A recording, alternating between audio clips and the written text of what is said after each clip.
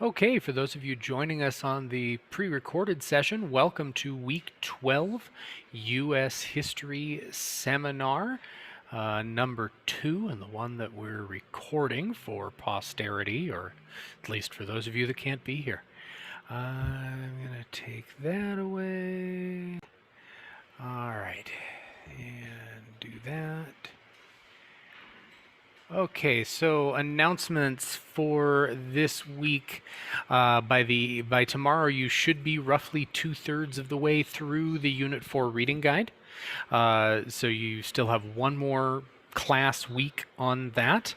You do still have that grace period, but please, as I say every time, don't live in that grace period. It's just a bad idea. It will eventually nip you in the butt. It just takes one thing happening where, you can't turn it in at 7:45 on Wednesday. You're called into work or whatever, and that's the ball game. So get it in. Treat the due date as the due date. And that way, if you don't turn it in till Saturday, you're A-okay. But if you wait till Wednesday, it's just a bad idea. So I'm sorry, I'll get off my soapbox about that one. Don't forget to do the Week 12 discussion forum. Your full participation needs to be done by tomorrow. Hopefully most of you have already hopped on and done your initial post. That would be good. If you haven't, please do that when we are done here. That way people can read what you post and respond to it. There is an extra credit opportunity posted in the course. I couldn't come up with anything like what we did last semester. I was trying to find something for you to go out and do, or do virtually, and without repeating what we did last semester, I couldn't find anything like that. So I've turned that into a current event thing. So you can select some articles to read and summarize and give your opinion on. You can do up to 3 of them for a total of 60 points of possible extra credit. So 20 points per, basically. If you are not currently pleased with your grade, if you have not done maybe a couple of the seminar work things, this would be a way to make up for some of those points.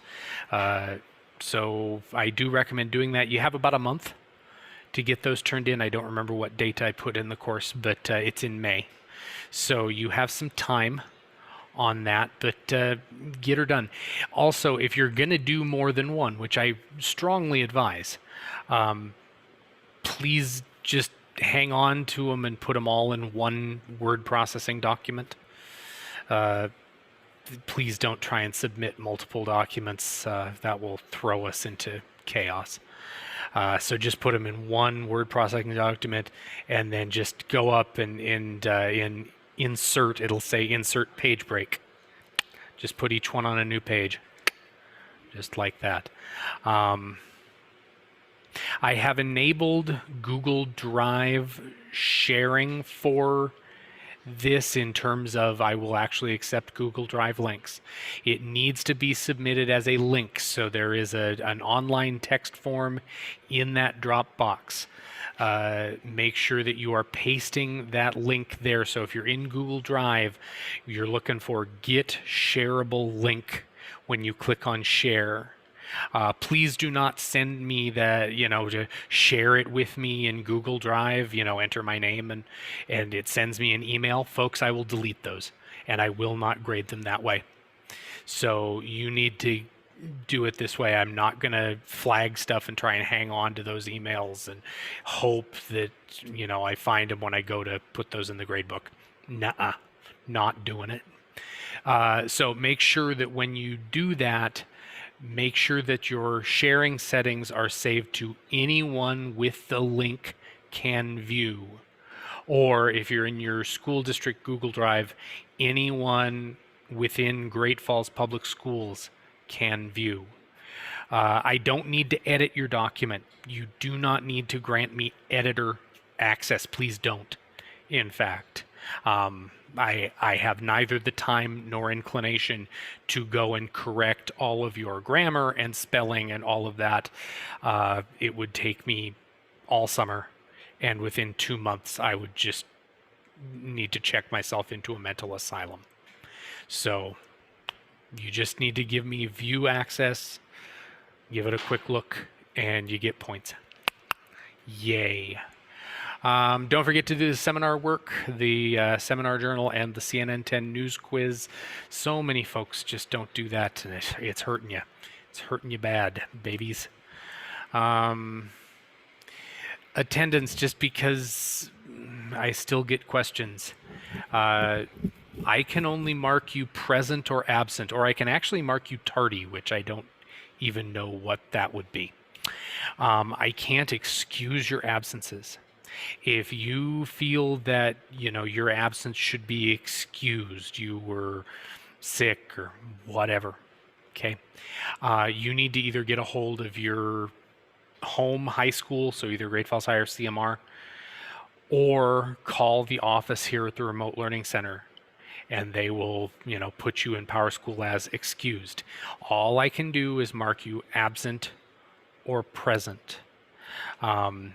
So yeah, emailing me and say, oh, I'm not on because this, that, and the other thing.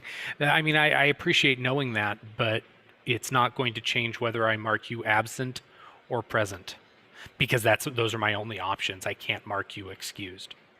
Okay, I take attendance every day between 2:45 and 3:15. If you've been on in the lead up 24 hours to that time, you're present. If it's been longer than that, you're absent. Bing, bang, boom, done. Yeah, so there's no tangible grade penalty for being marked absent. That being said, what can happen is at the end of the semester, I kind of go through everybody's grade individually, and if you're right on the bubble, I want you to, I want to help you, but I'm less inclined to do that if I notice that you've been marked absent 20, 30 times than I am if you've been marked absent, say, twice. Okay, that's where, that sort of thing. Whereas in your face-to-face classes, you can have some actual real serious consequences happen if you go over 10 absences. In remote learning land, we don't seem to have that, although I think your APs may call you if you get over that. But for us, in this scenario, we don't have that, but it could affect you later on if you're, right on the bubble between a B and an A, or a C and a B, or an F and a D.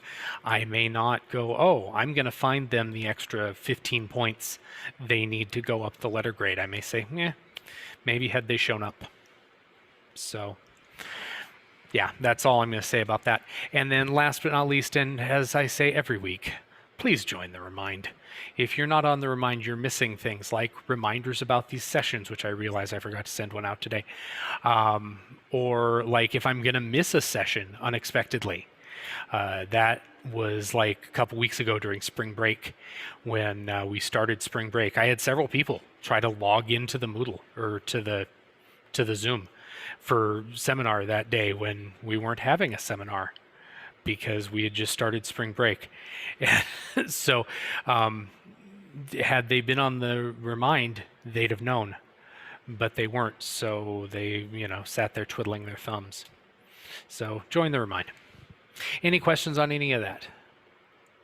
I'm looking at the chat. I see nothing in the chat. I don't see anyone raising their hands. Oh, I see somebody's face though. Hi. Kind of nice to see a face. All right, so we're talking civil rights movement today. Please understand this is not encyclopedic. This is not exhaustive. There are entire semester-long courses in colleges about the civil rights movement. We are not going to get anywhere near that level of specificity. It is something that I recommend if you are going to college and you have to take a history class. This would be a good thing to take. Or something in the human rights vein that sort of plays into this.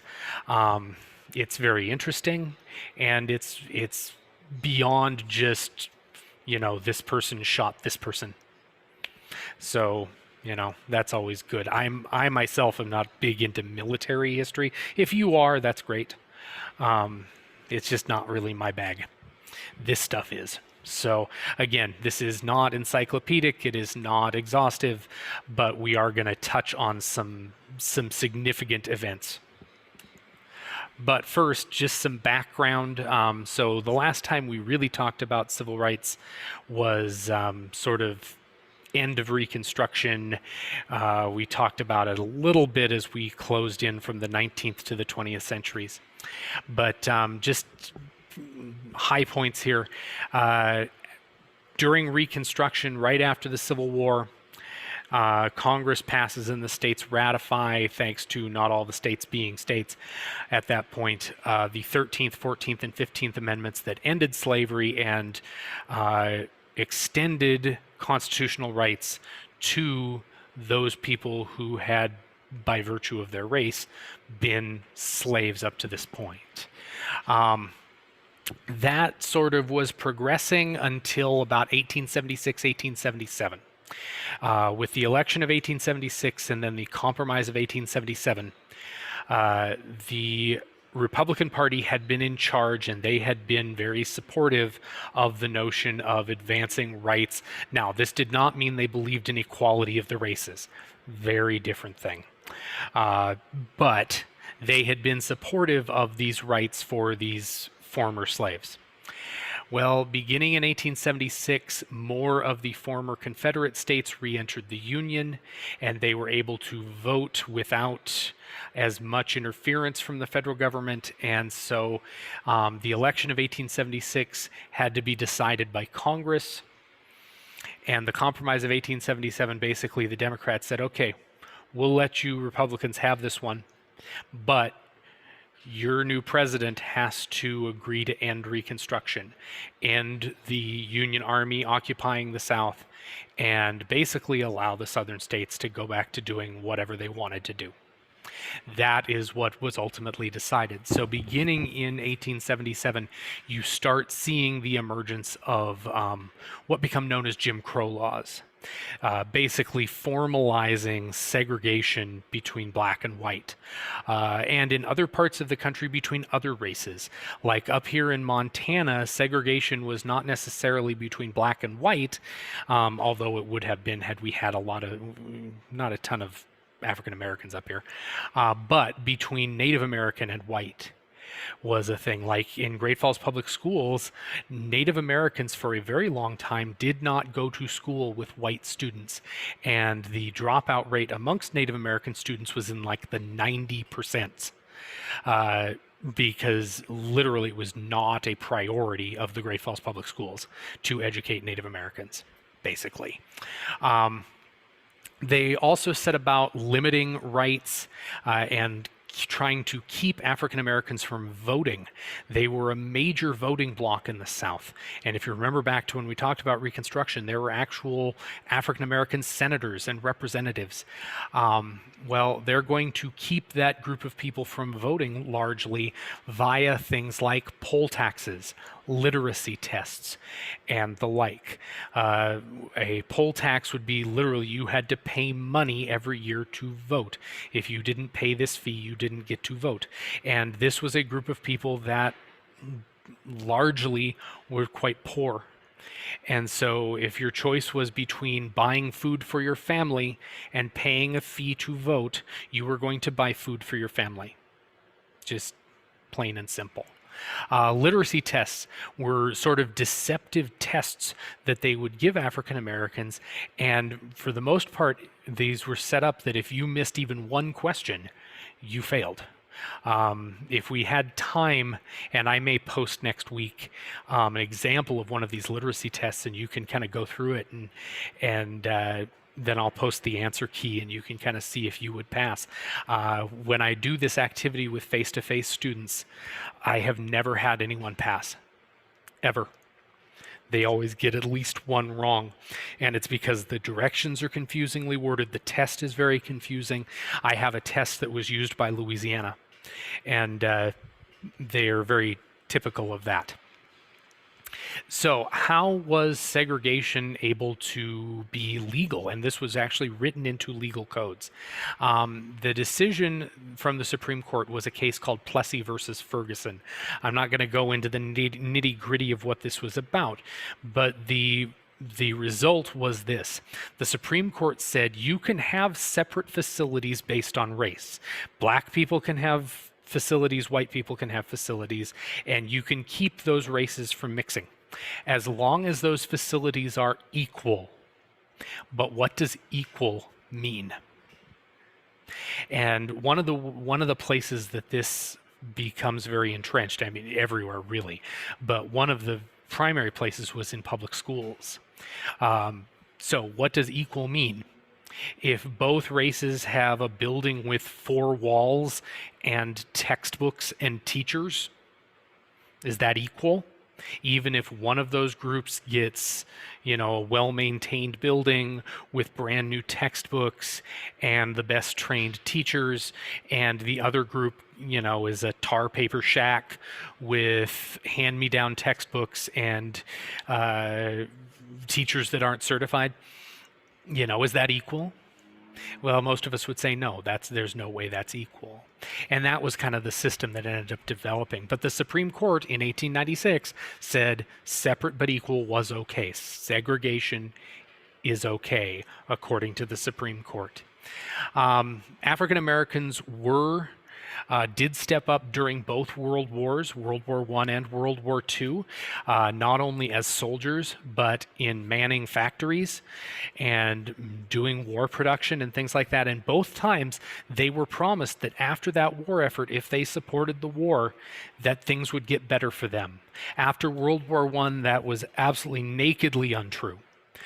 Things did not get in really any way better for African Americans after World War I. After World War II, you saw some minute changes. But also during World War II, you saw the African American community go, okay, fool us once, shame on you, fool us twice, shame on us. So we're going to start pushing harder. And you had this double V campaign that meant victory abroad, victory against the Nazis, and victory at home against segregation. And so the African American community was basically saying, okay, we're going to hold you to it this time. But after the war, African American veterans were largely mistreated. And upon seeing that, then President Harry Truman desegregated the armed forces for the first time. So that was a very small change, but was very important. So again, with segregation, you would see things like this, a waiting room for colored people, and a waiting room for white people, and those two would not mix. We wash for white people only. And then here is that double V campaign, victory at home, victory abroad. This was very popular amongst African American newspapers during World War II. All right, so one of the first ways that the honest-to-goodness civil rights movement really kicks off, aside from that double V campaign, was in about 1954. So in 1951, several African-American families sued local school districts. Their kids were being forced to go to schools much further away from their homes than, their nearest school was a white school, and they weren't allowed to enroll there. One of those families was the Brown family of Topeka, Kansas. And Mr. Brown's daughter had to walk a couple of miles to catch a bus to take her to a school on the other side of town. She had to walk through a railroad switching yard when she lived like 3/4 of a mile or something like that from a very nice all-white school. And Mr. Brown said, why can't I enroll my daughter in this nice school that is much, much closer to us? And the school district said, well, segregation. We don't, there are no black people allowed in this school. And Mr. Brown decided to sue, and he was backed up by the National Association for the Advancement of Colored People, or NAACP. Their lawyer, their main lawyer at the time, was a gentleman by the name of Thurgood Marshall. You might know that name. Thurgood Marshall goes on to be the first African American Solicitor General in the history of the United States, and then goes on to be the first African American on the U.S. Supreme Court. So Thurgood Marshall ends up being a very important person, but he really makes his name here in the Brown case. The Brown case in front of the Supreme Court, it reaches the Supreme Court in 1954, was actually 5 cases rolled into one, and Brown was the first one alphabetically. So even though we know this as Brown versus the Board of Education of Topeka, Kansas, it was actually Brown et al. Versus the Board of Education of Topeka, Kansas et al., meaning basically there were other people involved, and all of these suits got kind of rolled into one set of hearings. So this case was argued in front of the Supreme Court, and the lawyer that was arguing for the school districts had argued like 100 cases in front of the court. And when he was done, he said to somebody that was there representing the school boards, well, I think we've got it won, 5-4, maybe 6-3. But before the Supreme Court could actually issue their decision, the Chief Justice, John Vinson, died. And the new Chief Justice was California Governor Earl Warren. Warren was not supposed to be Chief Justice of the Supreme Court. He was promised the next available vacancy on the court. Nobody thought that was going to be the chief. Vinson was actually relatively young. But that was the next vacancy. And so Eisenhower appointed him. Even though Warren was a Democrat, he had not actively campaigned against Eisenhower in California. And so Eisenhower repaid him by helping him to a seat on the Supreme Court. And Warren sets out trying to convince the other justices. They have another set of hearings, and tries to then convince them to go in favor of the Brown family and these other families to end segregation. And what ultimately comes out is that this decision of the Supreme Court was unanimously in support of those families against the school districts.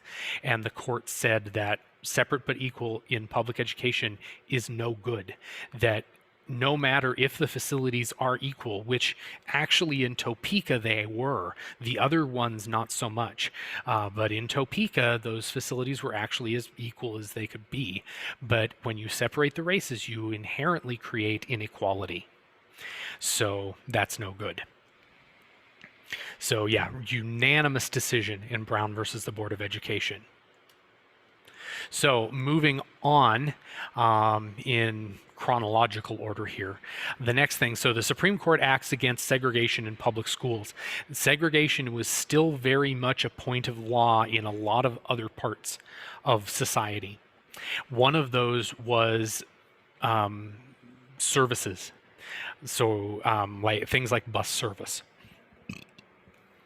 So we go now to Montgomery, Alabama. African Americans were, during this time, forced to sit on the back of buses. And they could occupy seats all the way up to the middle.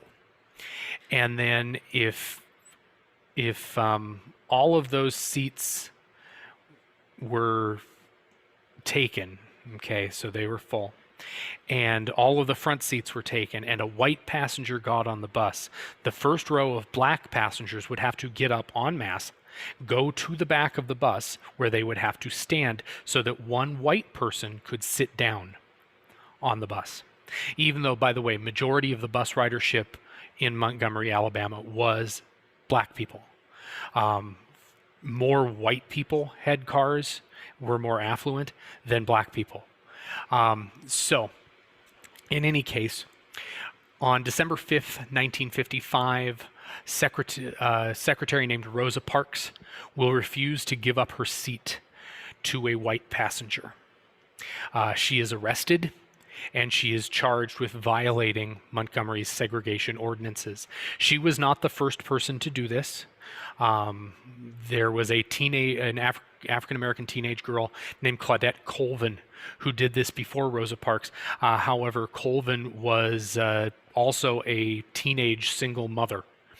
And so the local NAACP and other groups really felt that she was probably not a good face for this action, whereas Rosa Parks was highly respected in the community. So she became kind of the face of this. The other person that stepped up to lead what was going to happen was a guy by the name of the Reverend Dr. Martin Luther King Jr. This was really his first exposure on any kind of quasi-national level. So they begin a boycott of the buses in Montgomery, Alabama, that lasts over a year, 381 days. During that time, the African American citizens of Montgomery would walk.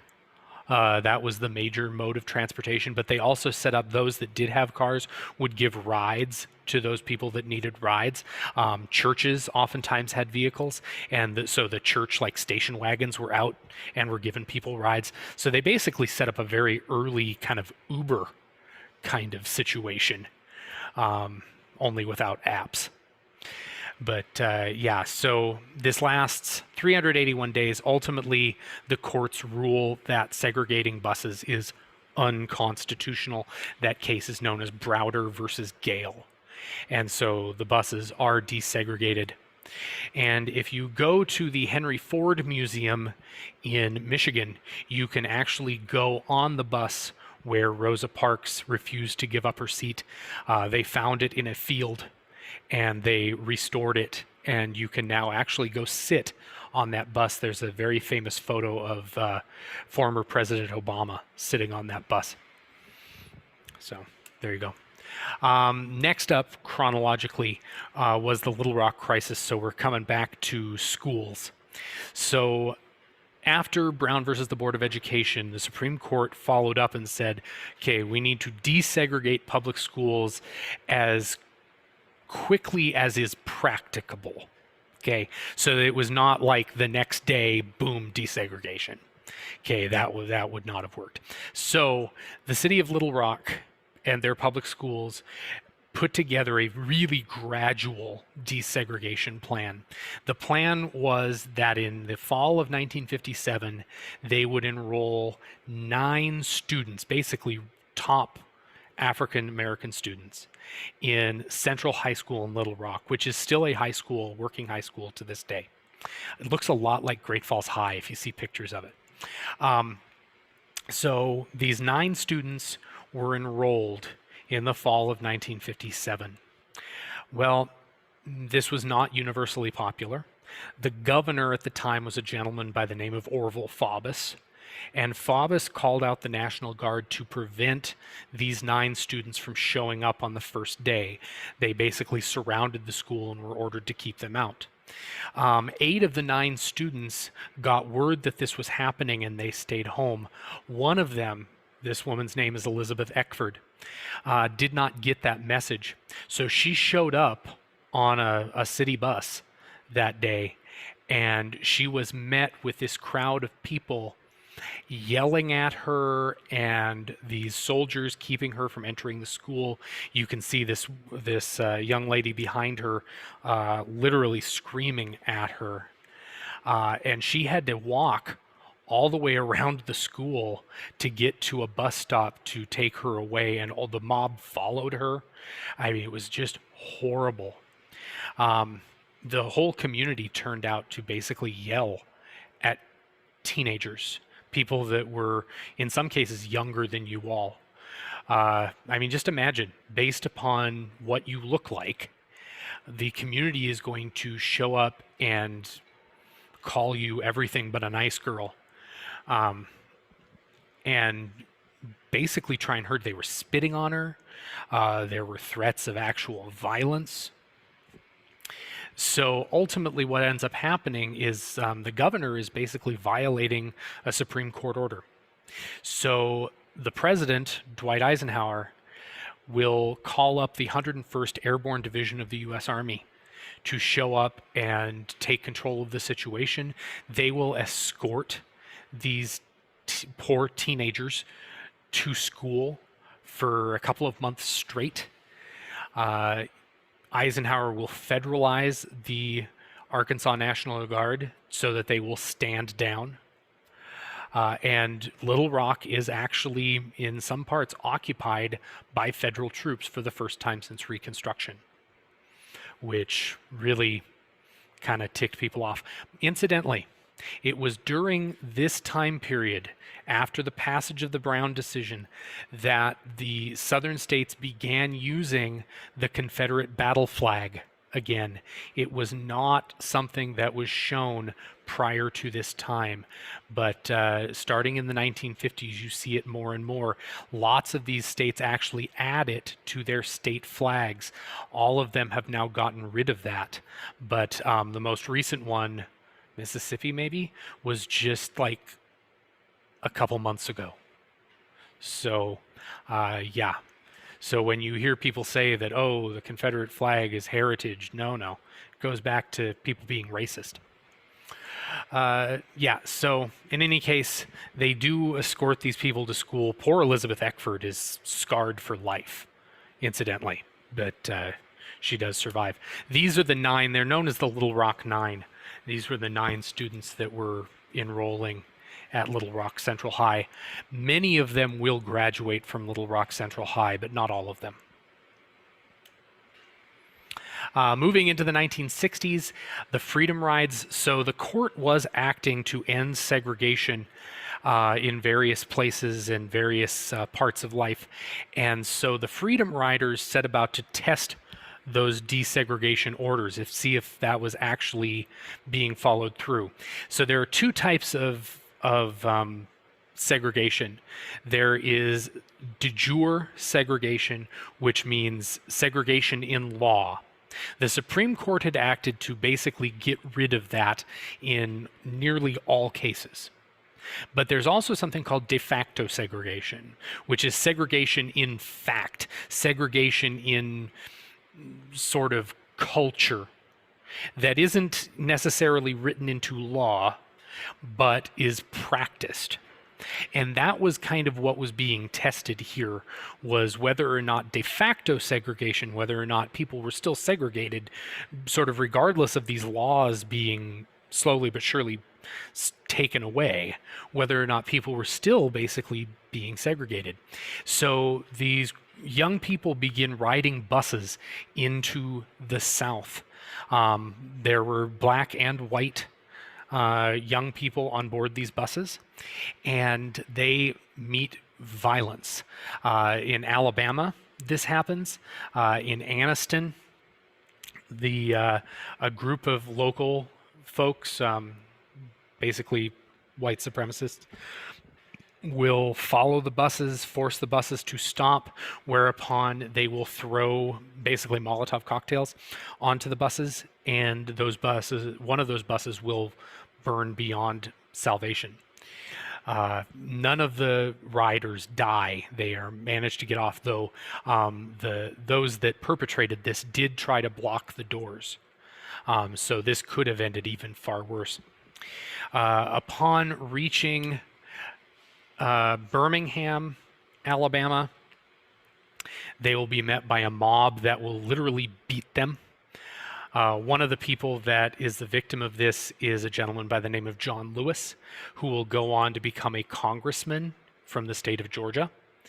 You might recognize that name. He died last year.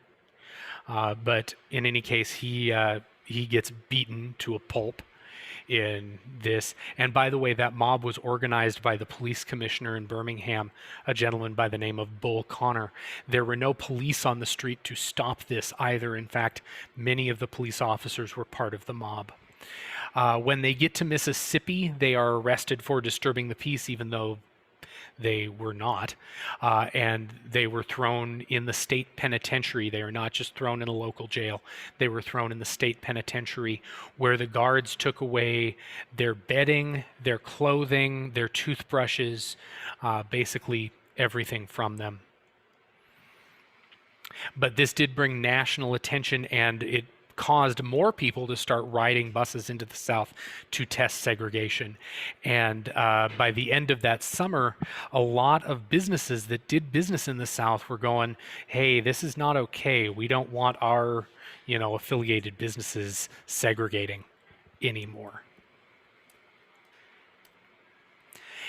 And then sort of the last unpleasant one is the Birmingham protests in 1963. Birmingham was, according to Dr. King, the most thoroughly segregated city in America. And this was largely due to the police commissioner, Bull Connor. He was the guy that organized the mob that attacked the Freedom Riders. So in any case, Connor set about trying to keep Birmingham's segregation ordinances.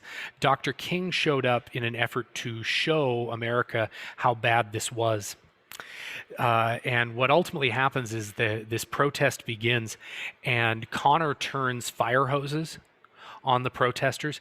And fire hoses are high pressure hoses. I mean, they're meant to extinguish flames. And so when you get hit by one of those hoses, it will knock you off your feet. If you are close enough, it will rend flesh from bone. Okay? They also turned police dogs loose on these protesters. Children began protesting, and Connor throws them in jail. Children younger than you all are thrown in jail by the hundreds.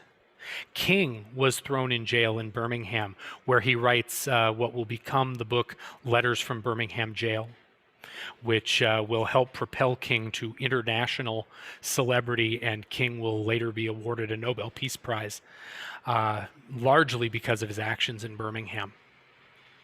King's hotel was bombed during this time and destroyed. He was not there at the time, but there were numerous unsolved bombings. In fact, the nickname for Birmingham at this point was Bombingham.